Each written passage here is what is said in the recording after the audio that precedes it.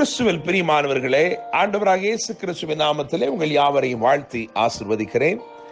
இந்த நாளுக்கு இந்த தேவன் நமக்கு அருளி இருக்கும் ஜீவ வார்த்தை 91 சங்கீதம் அதிலே 14வது வசனம். அவன் என்னிடத்தில் வாஞ்சியா இருக்கிறபடியால் அவனை விடுவிப்பேன், என் நாமத்தை அவன் அறிந்திருக்கிறபடியால் அவனை உயர்ந்த அடைக்கலத்திலே வைப்பேன். என்னை கேட்கிற தேவனுடைய பிள்ளைகளே, மோசேயின் நாட்களிலே இஸ்ரவேலின் ஆண் மக்கள் எல்லாரும் வருஷத்திற்கு 3 முறை எருசலேமிலே தேவ சமூகத்திலே பலி செலுத்தும்படி வந்து சேர வேண்டியது நியாய பிரமாணத்தின்படி அவசியமாயிருந்தது. யாத்திராமம் 23ஆம் அதிகாரம் 17ஆம் வசனத்திலே அது எழுதப்பட்டிருக்கிறது. அப்படியாக விவிதமான இடங்களிலே இருந்து பிரயாணிப்பவர்கள் பயமின்றி பிரயாணிப்பதற்கு ஏதுவாக மோசே பாடி இஸ்ரவேலுக்கு கற்பித்த சங்கீதம் தான் 91ஆம் சங்கீதம். எனவே பிரயாணிக்கிற எல்லாரும், தேவ சமூகத்தை தேடி வருகிற எல்லாரும் இந்த பாடல்களை பாடிக்கொண்டே அவர்கள் எருசலேமுக்கு நேராய் பிரயாணித்தார்கள்.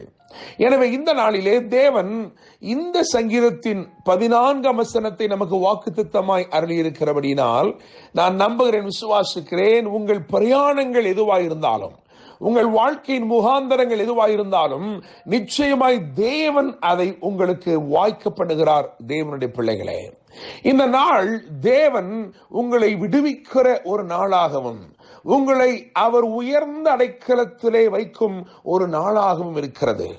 என கேட்கும் தேவனுடைய பிள்ளைகளே, கர்த்தர் ஜனத்தை விடுவித்த சம்பவம் என்பது வேதத்திலே திரளாய் எழுதப்பட்டிருக்கிறது.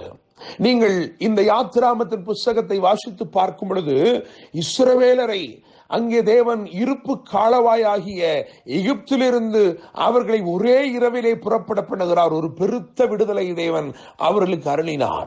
மாத்திரமல்ல, தனிப்பட்ட முறையிலும் பலரும் விடுவிக்கப்பட்டதாக வேதம் சொல்கிறது. தானியேலை தேவன் சிங்கக்கவிக்கு, அதிலே இருந்த சிங்கங்களின் வாய்களுக்கு அவனை தப்புவித்தார், ரட்சித்தார் என்று வேதம் சொல்லுகிறது. ஷாத்ராக், மேஷாக், ஆபேத்நேகோ இவர்களை தேவன் அக்கினி சூளையிலிருந்து ரட்சித்தார், விடுவித்தார் என்று வேதம் சொல்லுகிறது. தேவனால் விடுவிக்கப்பட்டவர்கள் பலராய் இருக்கிறார்கள். காவலிலே வைக்கப்பட்டிருந்த பேதுரு குறித்த நாளுக்கு முந்தின நாள் இரவிலே விடுவிக்கப்பட்டான். இது புதிய ஏற்பாட்டிலே பிரகடனம் செய்யப்பட்ட வேத சத்தியமாயிருக்கிறது. பலரையும் தேவன் விடுவித்திருக்கிற போதிலும் இந்த காலை வேளையிலே தேவனால் விடுதலை செய்யப்பட்ட, தேவனால் விடுவிக்கப்பட்ட ஒரு தீர்க்கதரிசியை உங்களுக்கு முன்பதாக வைக்கும்படிக்கு விரும்புகிறேன். கர்த்தருடைய நாமத்தினாலே தீர்க்க தரிசனம் உரைத்து தேவனுடைய வார்த்தை அறிவித்தபடினாலே சிறுமையின் பாதைக்கும் நிந்தைக்கும் பாட அனுபவிக்கும் பாதைக்கும் நடத்தப்பட்டு அது நிமித்தமாய் உபத்திரவங்களை சகித்த ஒரு தீர்க்கதரிசியை தேவன் எப்படி விடுவித்தார் என்று சொல்லி இந்த நாளிலே உங்களுக்கு முன்பதாய் ஒரு 3 காரியங்களை வைக்க விரும்புகிறேன். எரேமியா உடைய வாழ்க்கையை கவனித்து பார்க்கும் பொழுது எரேமியா கர்த்தருடைய வார்த்தையை திடமாய் அறிவிக்கிறவனாய் இருந்தான். கர்த்தருடைய வார்த்தையை முழு நிச்சயமாய் அறிவிக்கிறவனாய் இருந்தான். தேவனுடைய தீர்க்கதரிசிகள் அந்நாட்களிலே பலரும் இஸ்ரவேலுக்கு சாதகமாய் தீர்க்க தரிசனம் உரைத்தார்கள். இஸ்ரவேலின் சரித்திரத்தை எடுத்து பார்க்கும் பொழுது எல்லா தீர்க்கதரிசிகளுமே இஸ்ரவேலுக்கு சாதகமாய் தீர்க்க தரிசனம் உரைத்தார்கள்.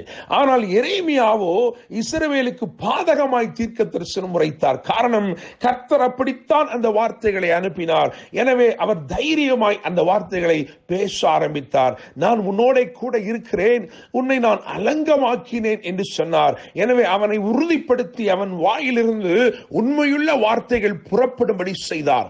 கோதுமைக்கு முன் பதர் எம்மாத்திரம் என்று அங்கேதான் எழுதப்பட்டிருக்கிறது. அவனை தேவன் தம்முடைய வார்த்தையை உடைய கோதுமையாய் நிறுத்தி உண்மையாய் அதை அறிவிக்க செய்தார். அவன் அதை அறிவித்தான். அதனால் அவன் சிறுமைப்பட்டான். அதனால் அவன் உளையிலே அமிழ நேர்ந்தது.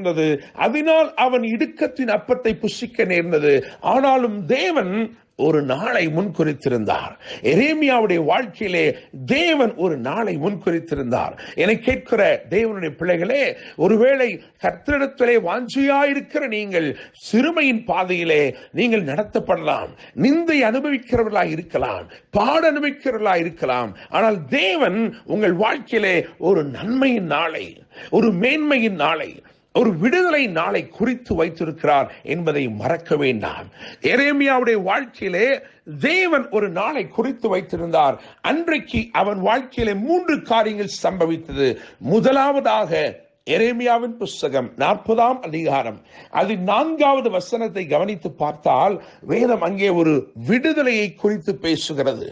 இப்போதும் இதோ உன் கைகளில் இடப்பட்ட விலங்குகளை இன்று நீக்கி போட்டேன். என்னை கேட்கிற தேவனுடைய பிள்ளைகளே, ஒரு பெரிய ராஜா நேபுகாத்நேச்சார் என்று அறியப்படுகிற பாபிலோனின் பெரிய ராஜா தன் காவல் சேனாபதியாகிய நேபுசராதான் என்னும் ஒருவனை, ஒரு பிரதானியை அனுப்பி அவனால் ஏற்பட்ட காரியங்களிலே ஒரு பிரதானமான காரியம் எரேமியாவின் விடுதலை.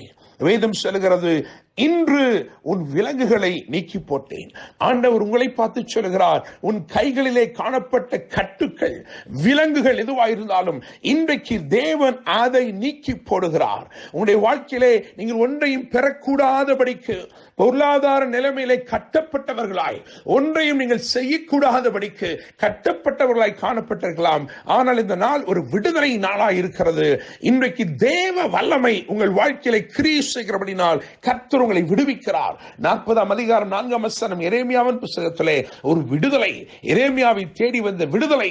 அதை தொடர்ந்து 5வது வசனத்தின் கடைசி பகுதி வாசித்து பார்க்கும் பொழுது அங்கே விடுதலை மாத்திரமல்ல, அவன் எவ்விடத்திற்கு போக மனதாயிருக்கிறானோ அவ்விடத்திற்கு போகும்படிக்கு அவனுக்கு வழிச்செலவும் கொடுக்கப்பட்டது. தேவனுடைய பிள்ளைகளை மாத்திரமல்ல, 3வதாக அதே எரேமியா 40ஆம் அதிகாரம் 5ஆம் வசனத்தின் கடைசி பகுதி பார்க்கும் பொழுது அவனுக்கு வெகுமதியும் கொடுக்கப்பட்டது. உங்களுடைய பாடுகள், பிரயாசங்கள், நிந்தைகள், அவமானங்கள் இவைகளை நீங்கள் சகித்தீர்களே, அதற்கு ஒரு வெகுமானத்தையும் தேவன் அருளுகிறார். அவர் விடுதலை அருளுகிற மாத்திரமல்ல, அவர் வழிச்செலவையும் அருளுகிறார்.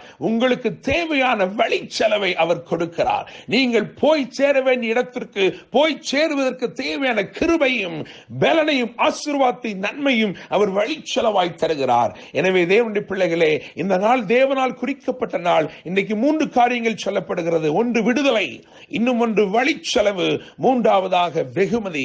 இவைகளை தந்து இந்த வார்த்தையின்படியே கர்த்தர் உங்களை ஆசீர்வதிப்பாராக.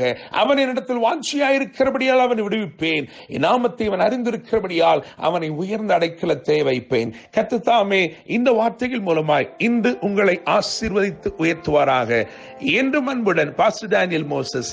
God bless you.